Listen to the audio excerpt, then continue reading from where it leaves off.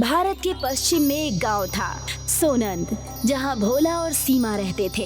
भोला जंगल से लकड़ी लाने का काम किया करता था और सीमा घर संभालती थी। बारिश होने की वजह से लकड़ियों को काटना और लाने का काम मुश्किल हो रहा था और उससे पैसों की कमाई भी इतनी नहीं होती थी। भोला जंगल में घूम रहा था, अच्छी लकड़ियों की तलाश में। आज तो पूरा जंगल छान मार लिया, ये तो काम नहीं आएगा। लगता है आज बिना लकड़ियों के ही जाना पड़ेगा। भोला दुखी होकर घर वापस जाता है। आज आप खाली हाथ आ गए? अरे हाँ, लगता है अब कोई और काम देखना पड़ेगा। वैसे भी अब इससे इतनी कमाई नहीं हो रही थी। अगर ऐसा ही चलता रहा तो कुछ दिन में हमारे पास खाने को भी कुछ नहीं होगा। अगले दिन सुबह जब वो उठते हैं तो गांव में एक भीड़ दिखती है, कॉलेज के बच्चों की। दोनों भोला और सीमा ये देखकर हैरान हो जाते हैं। अरे, आज हमारे गांव में ये बच्चों की भीड़ कैसी? हाँ, मुझे भी नहीं पता। मैं पूछ कर आता हूँ। भोला एक गांव वाले के पास जाकर पूछता है। अरे श्याम, ये भीड़ कैसी है भाई बच्चों की? अरे भाई, पास में बच्चों के लिए हॉस्पिटल की बिल्डिंग बनी है। कॉलेज शुरू हो रहा है तो यहाँ रहने आ रहे हैं। ओह अच्छा, ये तो अच्छी बात है। भोला वापस आकर सीमा को बताता है। तभी एक लड़का वहाँ आता है और खाने के लिए पूछता है। आंटी, आज थोड़ा खाना मिलेगा क्या? हाँ, आओ आओ बेटा, क्यों नहीं मिलेगा, आओ। सीमा उसके लिए खाना बनाती है। वो लड़का बड़े चाव से सीमा के हाथ का बना हुआ खाना खाता है। खाना बहुत ही स्वादिष्ट था, पेट भर गया। Thank you aunty. भोला और सीमा हैरान हो जाते हैं।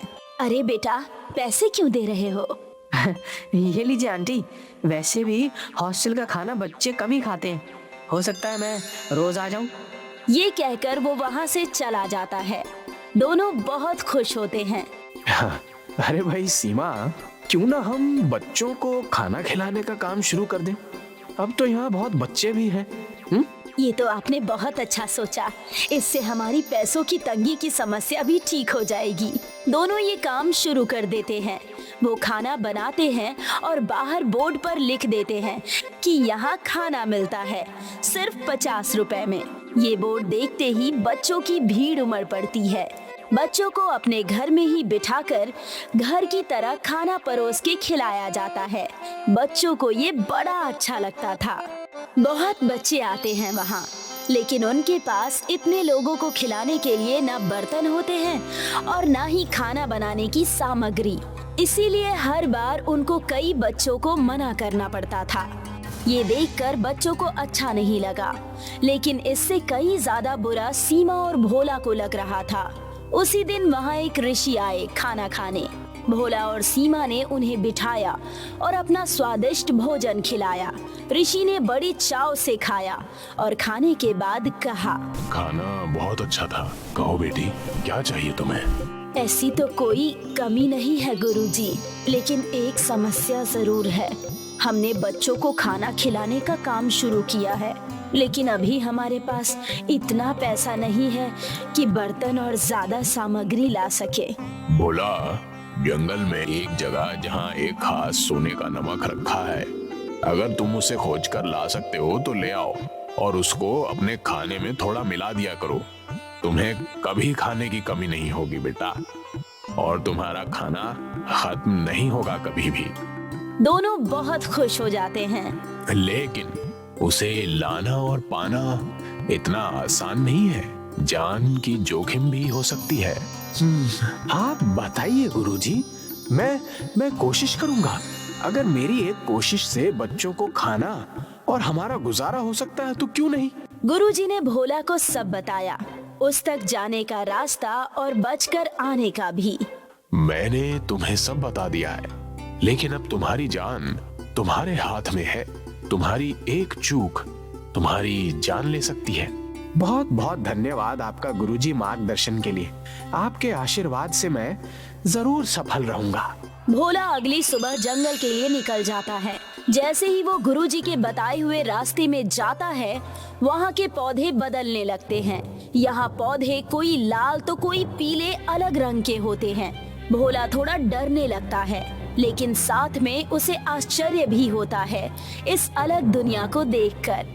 वो और आगे बढ़ता है जहाँ उसे सांपों का ढेर मिलता है। वो पहले डरता है, पर जैसा गुरुजी ने बताया था वो निडर होकर आगे बढ़ता है। जैसे ही भोला आगे बढ़ता है वो सारे सांप एक दूसरे में मिलकर एक बड़ा सांप बन जाते हैं। भोला ये देखकर हैरान हो जाता है। तभी सांप बोलता है, रुक, कहाँ जा रहे हो? अगर आगे बढ़े तो मैं तुम्हें डस लूंगा। भोला हाथ जोड़कर खड़ा हो जाता है और कहता है, मुझे पता है आप रक्षा कर रहे हो, पर मेरा जाना बहुत जरूरी है। मैं लालच से नहीं, मदद के लिए आया हूँ। मैंने और मेरी पत्नी ने बच्चों को खाना खिलाना शुरू किया है। खाने की कमी के कारण गुरुजी ने हमें ये राह दी है। भोला की बातें सुनकर सांप समझ गया कि भोला के मन में खोट नहीं है। वो सच में मदद के लिए आया है, न कि सोने की लालच में। ठीक है, तुम जा सकते हो। मेरा आशीर्वाद तुम्हारे साथ है। आगे जाते ही भोला को एक शेर जाते हुए दिखाई देता है। वो उसे अपना एहसास कराए बिना वहीं झाड़ियों में छुप जाता है, मगर शेर भी हिलता नहीं, वो वहीं रुक जाता है। इस वजह से भोला भी वहीं छिपा रहता है। रात हो जाती है। भोला और शेर अब भी अपनी अपनी जगह पर हैं। अरे ये शेर तो हिल ही नहीं रहा, पर मैं आगे बढ़ भी नहीं सकता। इसके जाने के बाद ही जा सकता हूँ। कुछ देर बाद शेर चला जाता है और भोला वहाँ से आगे बढ़ता है।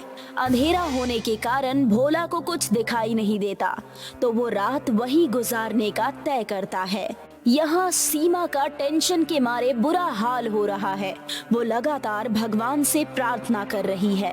अगली सुबह जल्दी उठकर भोला वापस चल पड़ता है और वो उस जगह पहुँच जाता है जहाँ सोने का नमक है।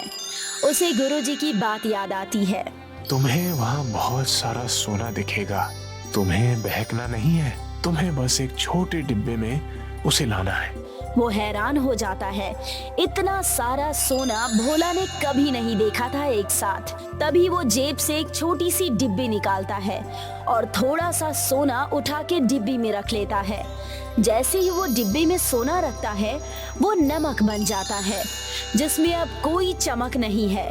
वो वापस उस सोने को छुपा देता है और वहां से वापस अपने गांव के लिए निकल जाता है। जैसे ही वो वापस आता है, सीमा की खुशी का ठिकाना नहीं होता। भोला उसे डिब्बा दिखाता है। दोनों बहुत खुश होते हैं और वो बच्चों के लिए खाना बनाते हैं। उसमें जैसा गुरुजी ने बताया था, चुटकी भर नमक डाल देते हैं। उसके बाद जो होता है उससे दोनों बहुत हैरान हो जाते हैं। बच्चे आते जाते हैं और भोला और सीमा खाना परोसते जाते हैं, लेकिन उनके बर्तन का खाना खत्म ही नहीं होता।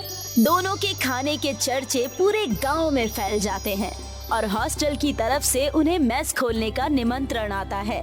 वो खुशी खुशी स्वीकार करके अपना काम वहाँ चालू कर देते हैं। ये कहानी मेहर गांव की है, जहां चंद्रसेन अपनी पत्नी सुलक्षणा, बड़ी बेटी कुसुम, छोटी बेटी लता और माँ के साथ रहता है। चंद्रसेन मजदूरी करके अपना घर चलाता है। पहली पत्नी की मौत के बाद चंद्रसेन ने सुलक्षणा से शादी की है। सुलक्षणा कुसुम से नफरत करती है क्योंकि वो सौतेली बेटी है।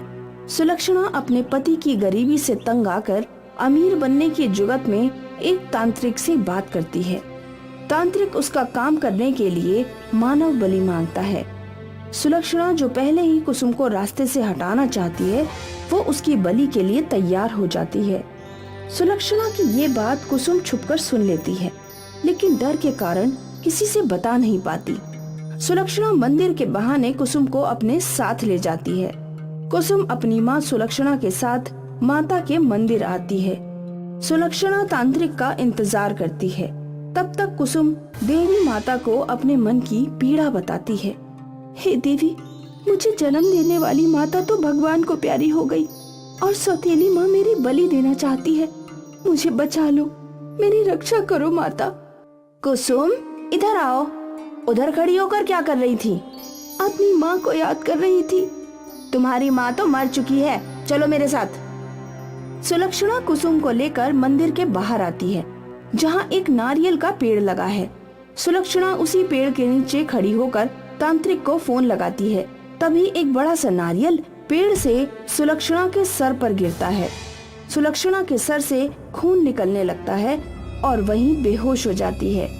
तभी उस नारियल से आवाज आती है, कुसुम, मैं एक जादुई नारियल हूँ। मैं जानता हूँ सुलक्षणा तुम्हारी बलि देना चाहती है। घबराओ नहीं, मैं तुम्हारी रक्षा करूँगा। मेरे साथ चलो। आपके साथ कहाँ? मैं तुम्हें अपने साथ एक जादुई घर में सुरक्षित रखूंगा। आज से ये नारियल तुम्हारा घर है।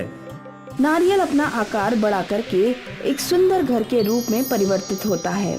घर का दरवाजा खुलता है और कुसुम उसमें चली जाती है। नारियल का घर हवा में उड़ जाता है।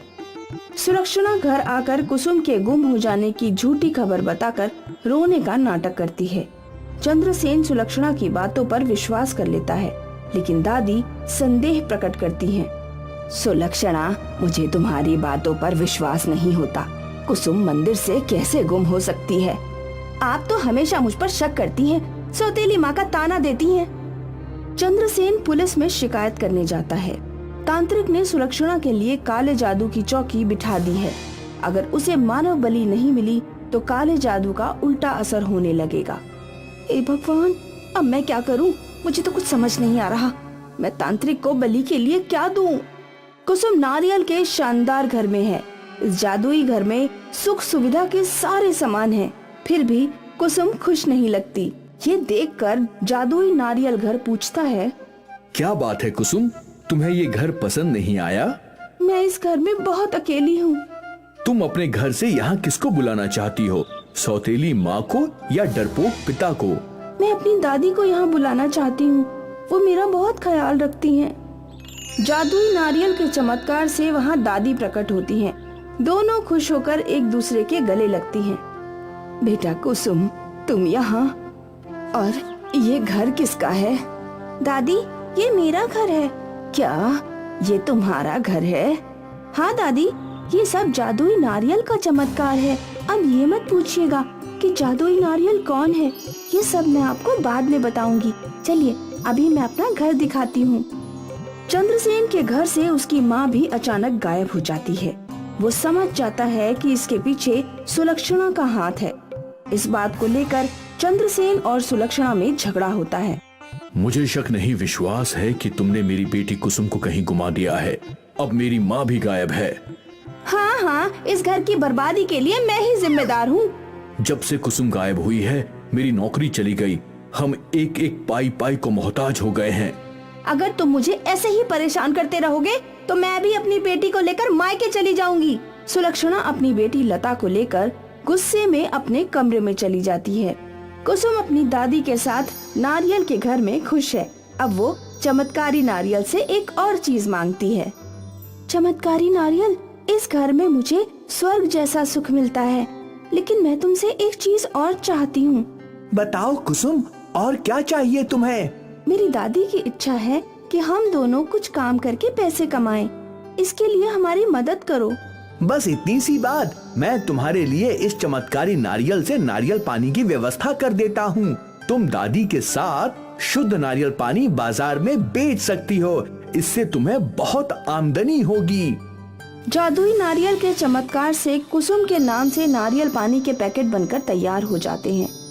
कुसुम दादी के साथ ठेले पर नारियल पानी बेचती है। कुसुम का नारियल पानी हाथों हाथ बिक जाता है। देखते ही देखते कुसुम नारियल पानी एक ब्रांड बन जाता है। कुसुम अब ठेले से एक दुकान में आ जाती है। कुसुम नारियल पानी का नाम विदेशों तक मशहूर हो जाता है। ये बात चंद्रसेन तक पहुंचती है, तो वो सुलक्षणा के साथ कुसुम के पास आता है और माफी मांगता है। कुसुम बेटी, मुझे माफ कर दो। देर से सही मगर मेरी आंखें खुल गई हैं। हाँ कुसुम, तुम्हारी असली गुनहगार मैं हूँ। हो सके तो मुझे माफ कर देना। अपनी छोटी बहन लता के खातिर हमें अपना लो। कुसुम बेटी, जब बड़ों को अपनी गलती का एहसास हो जाए तो उन्हें माफ कर देना चाहिए। कुसुम अपने माता पिता को माफ कर देती है। कुसुम अपना नारियल पानी गांव के स्कूलों में फ्री में बांटने लगती है। अस्पतालों के मरीजों को भी नारियल पानी पिलाती है। मंदिर, मस्जिद और गुरुद्वारों के बाहर बैठे फकीरों तक भी कुसुम का नारियल पानी फ्री में जाने लगता है। दूर दराज के गाँव में कुपोषित बच्चों को भी कुसुम नारियल पानी फ्री में पिलाकर नेकी कमाने लगती है। कुसुम की इस नेकी से चमत्कारी नारियल बहुत खुश होता है।